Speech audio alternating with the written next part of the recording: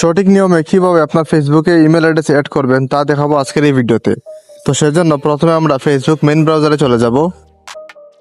তারপরে আপনারা উপরে দেখতে পাচ্ছেন থ্রি ডট একটা আইকন আছে, আপনারা এই থ্রি ডট আইকনের উপরে ক্লিক করে দিবেন।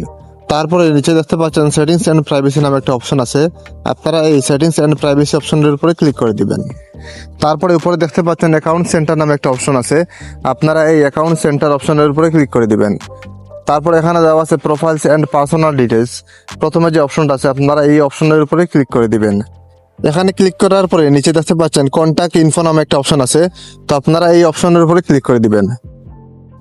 তারপরে নিচে দেওয়া আছে অ্যাড নিউ কন্ট্যাক্ট, আপনারা এই অ্যাড নিউ কন্ট্যাক্টের উপরে ক্লিক করে দিলে এখানে দুইটা অপশন দেখতে পারবেন। প্রথমে দেওয়া আছে অ্যাড মোবাইল নম্বর, তারপরে অ্যাড ইমেল অ্যাড্রেস, আপনারা অ্যাড ইমেল অ্যাড্রেস অপশনের উপরে ক্লিক করে দিবেন।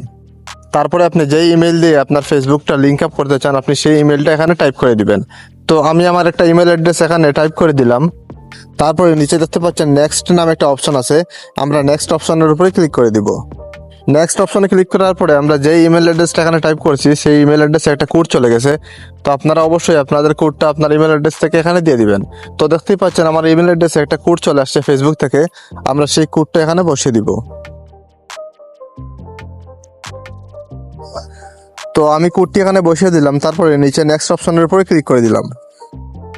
তো দেখতেই পাচ্ছেন ফাইনালি আমাদের ইমেল অ্যাড্রেসটা ফেসবুকে লিঙ্ক আপ হয়ে গেছে। তো এইভাবে আপনারা খুব সহজে আপনাদের ফেসবুকে ইমেল অ্যাড্রেসটা লিঙ্ক আপ করতে পারবেন। তো আজকের ভিডিওটি এই পর্যন্ত ছিল। ভিডিওটি যদি আপনাদের উপকারে আসে তাহলে সবার কাছে শেয়ার করে দিবেন। তো দেখা হবে পরবর্তী কোনো নতুন ভিডিওতে, সে পর্যন্ত সবাই ভালো থাকবেন। আল্লাহ হাফেজ।